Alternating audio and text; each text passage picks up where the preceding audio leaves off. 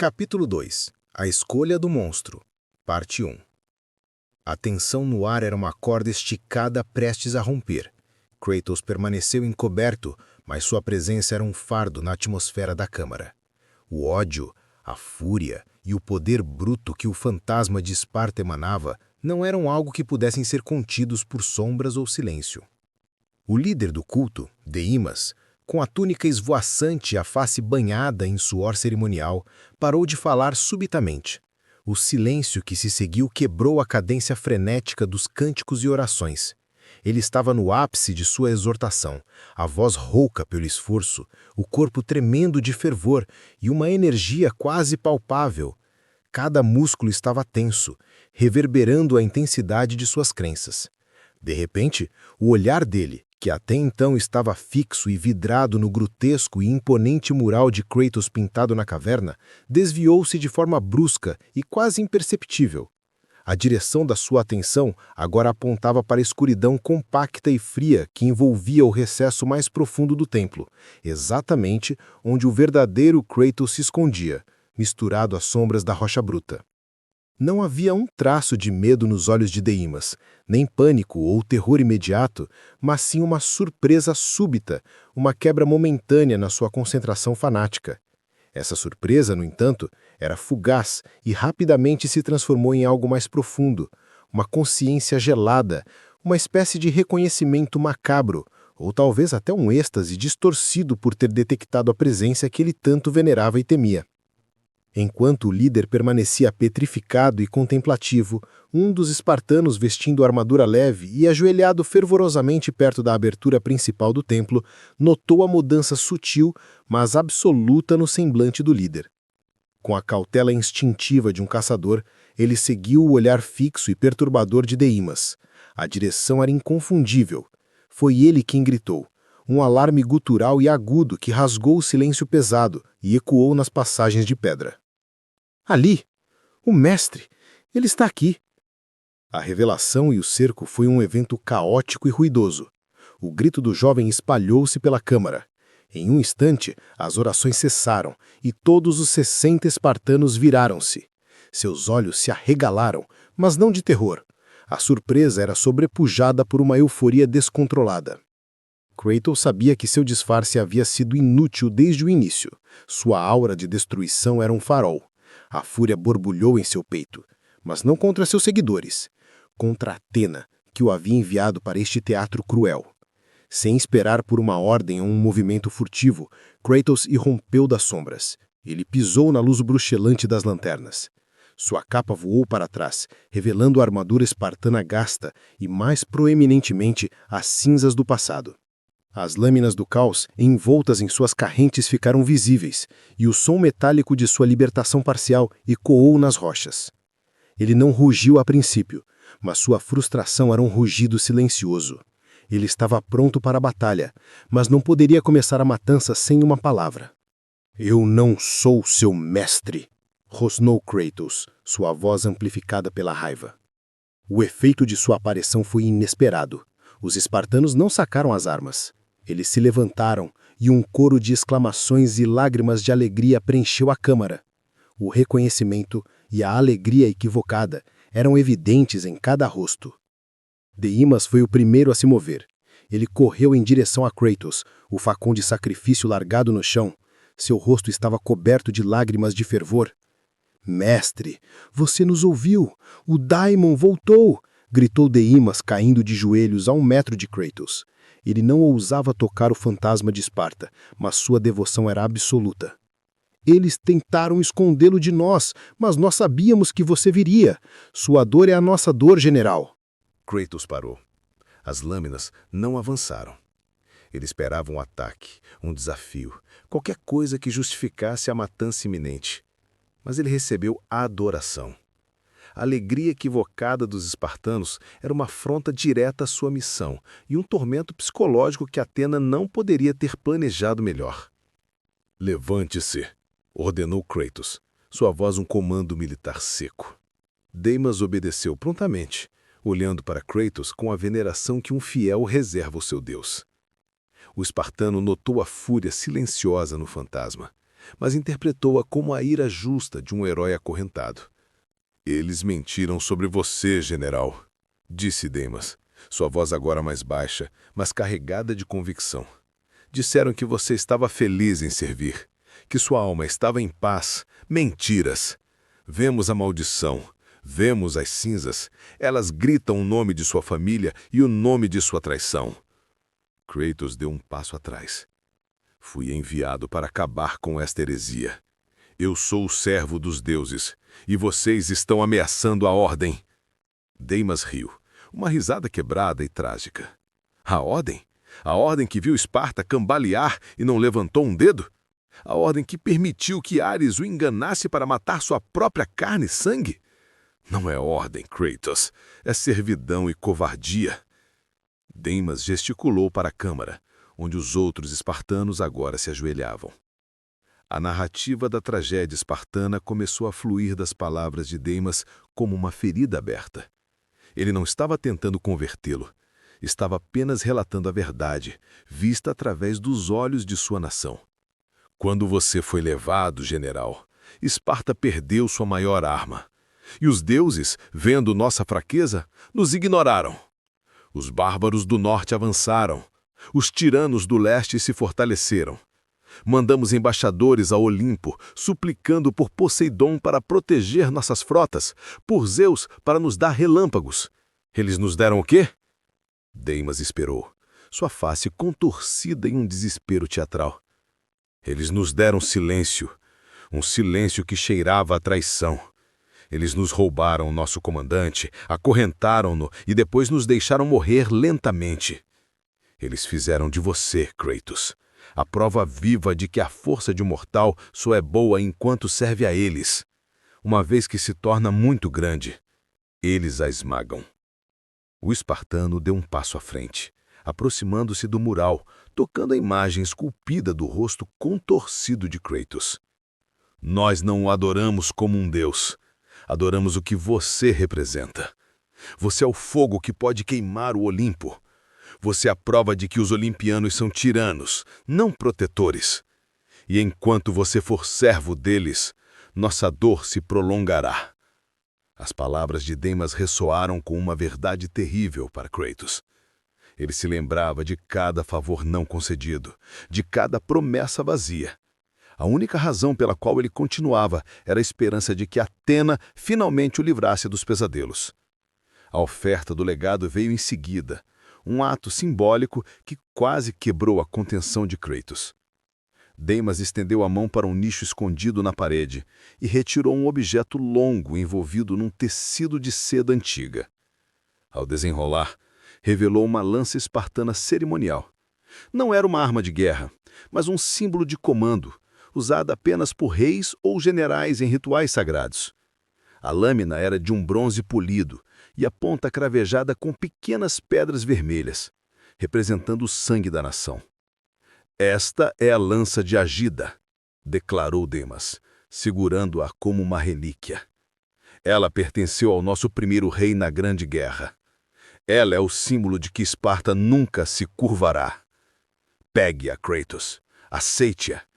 Deixe o fantasma de Esparta morrer e renasça como Daimon de Esparta. Demas estendeu o artefato para Kratos, convidando-o não apenas a liderar a revolta, mas a retomar seu lugar como o único comandante verdadeiro de sua nação, o espírito protetor da lealdade e da fúria. Kratos encarou a lança. Ele não a tocava, mas podia sentir a história e a honra que ela representava. Honra. Uma palavra que ele não pronunciava há anos. Uma memória que a servidão o havia forçado a enterrar. Ele se lembrava do calor do comando, da lealdade incondicional de seus homens e de como era ser um espartano antes de se tornar um monstro. A tentação da humanidade o atingiu como um golpe de martelo. Era uma dor sutil, diferente da fúria cega. Era a dor da possibilidade. Se ele aceitasse, ele poderia finalmente canalizar seu ódio para um inimigo que ele queria destruir, os deuses que o haviam arruinado. Ele seria um líder novamente, não um servo. Ele seria o herói que essas pessoas acreditavam que ele era. Por um instante, o peso das cinzas pareceu diminuir. Ele poderia ser livre.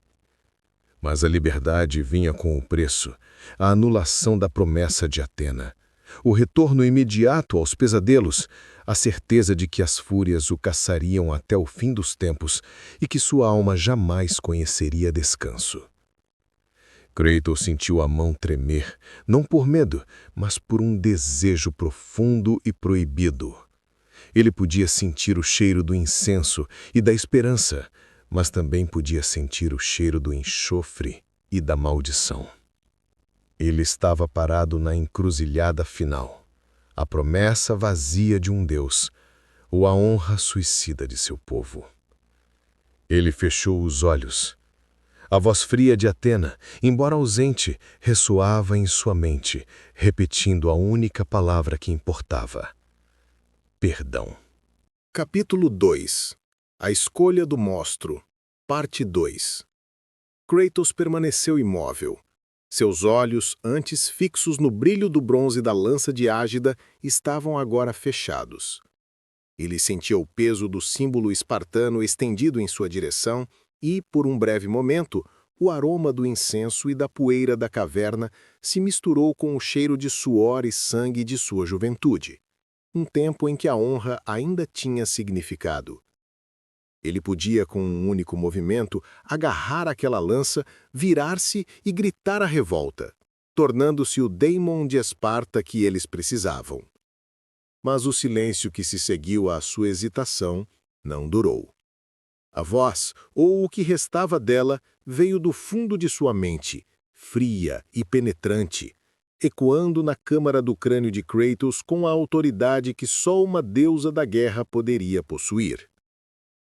A repreensão de Atena foi imediata, cruel e sem piedade. Tolo!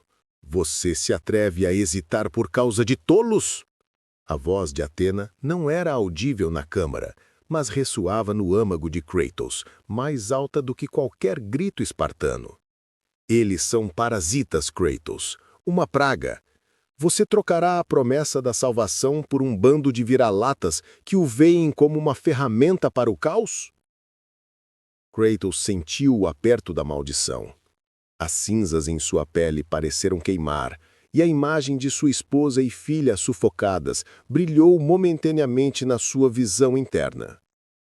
Escolha este caminho, continuou a voz de Atena, sua ameaça tão clara quanto o cristal, e todo o sofrimento será seu, para a eternidade. Eles o verão como um herói por um dia, e depois verão o monstro que você é. Sua dor nunca terminará. O argumento de Atena não era sobre moralidade. Era sobre a utilidade e a sobrevivência.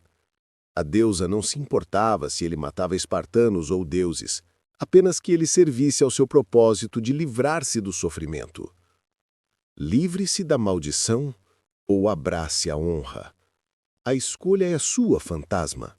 Mas saiba que a honra de Esparta é a morte, e a servidão ao Olimpo é a única chave para a sua paz. A dor da maldição esmagou o breve vislumbre de esperança que a lança havia despertado.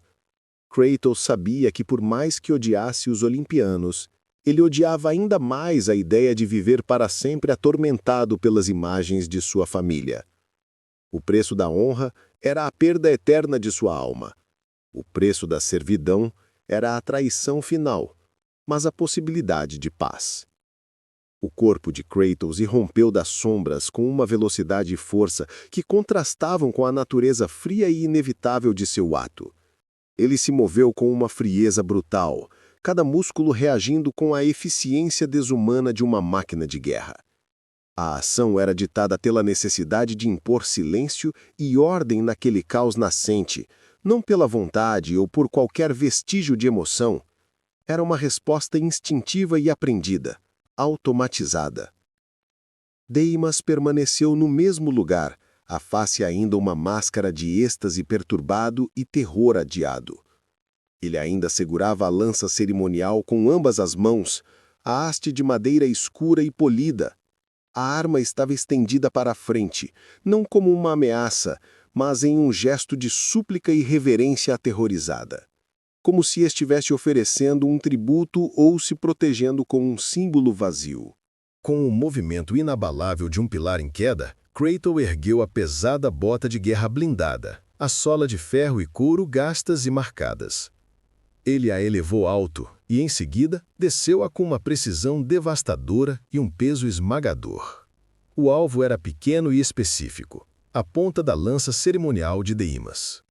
O impacto resultou em um som seco e violento, e a madeira ornamentada e a ponta cerimonial estilhaçaram-se instantaneamente sobre a força esmagadora, reduzindo o símbolo de adoração a lascas inúteis no chão de pedra.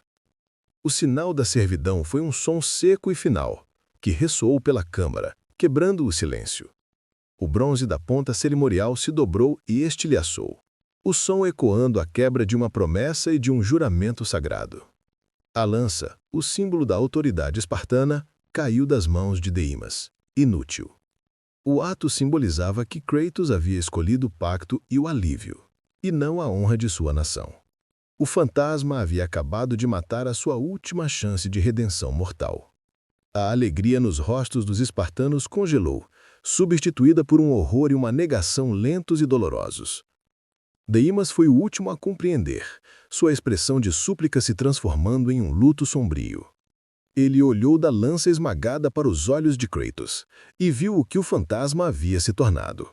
O grito de traição de Deimas não foi de dor física, mas de desespero moral. "Não!" gritou Deimas, sua voz agora um lamento que rasgava as pedras. "Você não é o nosso Daimon. Você é a corrupção deles. Eles te transformaram em um cão de guarda. Você é um traidor." O grito do líder fez os outros espartanos se moverem.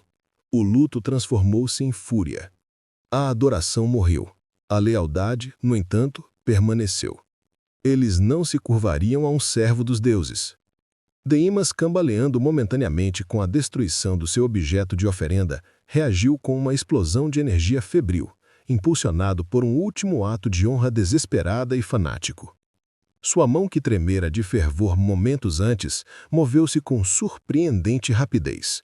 Ele sacou a espada curta de bronze que carregava discretamente no cinto, uma sifo cerimonial, mais ornamental do que prática para o combate. Sem hesitar, ele avançou em direção a Kratos, cobrindo a pequena distância entre eles com passos descoordenados, mas cheios de uma intenção suicida. Seu rosto estava contorcido em uma máscara de sofrimento e devoção insana.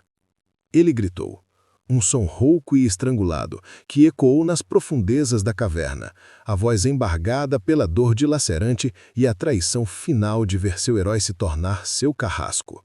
Era um lamento de fé quebrada e de reconhecimento agonizante. "Morte ao servo! Vocês são espartanos. Forcem-no a nos liderar ou acabem com a sua miséria. Ele não é mais um de nós." Em um instante, a câmara explodiu em caos. O início do cerco foi rápido e coordenado. Os espartanos, por mais desesperados que estivessem, eram guerreiros treinados. Eles sacaram as armas que estavam escondidas sob as vestes: facas, machados de mão e pequenas espadas. Eles cercaram Kratos, formando um anel defensivo. Eles avançaram, não com a fúria cega que Kratos conhecia de seus inimigos, mas com a disciplina mortal de Esparta. Eles não estavam lutando para matar um deus, estavam lutando para libertar um deus de sua própria escuridão. Eles lutavam como soldados honrados contra o que percebiam ser um Kratos corrompido, um Kratos que havia vendido sua alma e sua nação por uma falsa promessa. O choque entre Kratos e o primeiro espartano foi brutal. O guerreiro atacou com a espada, mas Kratos o interceptou com o antebraço, o som de ossos se quebrando sendo a primeira melodia do massacre. Kratos não usou suas lâminas imediatamente, ele usou o punho e o cotovelo, buscando uma contenção temporária que ele sabia que não duraria. Ele não queria matá-los, mas tinha que fazê-lo. O fantasma de Esparta estava cercado por seus próprios irmãos e a única saída era através do sangue deles. A cena era uma tragédia anunciada, a elite da Grécia sendo forçada a lutar até a morte pelo homem que mais amavam. O grito silencioso ecoou no peito de Kratos. Sua fúria não era de Ares, que o usou para a destruição. Sua fúria era de desespero por ter sido forçado a matar as únicas almas que ainda viam algo de bom nele. As cinzas do passado pareciam brilhar ainda mais frias em sua pele. Ele não podia recuar, ou Atena o castigaria com o retorno da tortura. Ele não podia se render, ou estaria sujeito a um fim ignóbil. Com o rugido que finalmente encontrou sua saída, Kratos puxou as correntes. As lâminas do caos romperam em chamas, e o calor da fúria divina preencheu a câmara de pedra. O som das correntes chicoteando o ar era um presságio de morte. "Vocês escolheram a morte!" gritou Kratos, sua voz agora um trovão gutural, mais parecida com o de um deus do que com a de um homem. Ele não hesitou mais. Com uma força elementar e uma determinação gelada, ele se lançou sobre a turba que agora tentava cercá-lo, movendo-se não como um homem, mas como um meteoro de fúria e armadura. As lâminas do caos, envoltas em suas correntes incandescentes, zuniram no ar com um som cortante e metálico. O primeiro golpe desferido por Kratos foi horizontal, um arco baixo e devastador que traçou uma linha de morte no ar. A lâmina afiada e quente cortou o caminho dos 3 guerreiros mais próximos, jovens espartanos que mal tiveram tempo de levantar seus escudos de bronze para defender-se da investida inesperada e brutal. O impacto foi um som úmido e satisfatório, misturado ao estalido de ossos. O sangue espartano quente, o sangue dos seus compatriotas e, ironicamente, dos seus adoradores, espirrou violentamente no rosto cinzento de Kratos, uma chuva escarlate que maculou sua pele pálida e fria. Ele não pôde evitar a sensação íntima e nojenta. Sentiu a familiar e horrível mancha do novo crime escorrer em sua face e impregnar suas narinas com o cheiro ferroso e metálico da morte. Era um ciclo vicioso, uma condenação que se renovava a cada ataque. Ele havia se tornado o carrasco, o servo, o monstro final. A paz que ele buscava estava cada vez mais longe, e a tragédia mais perto do que nunca.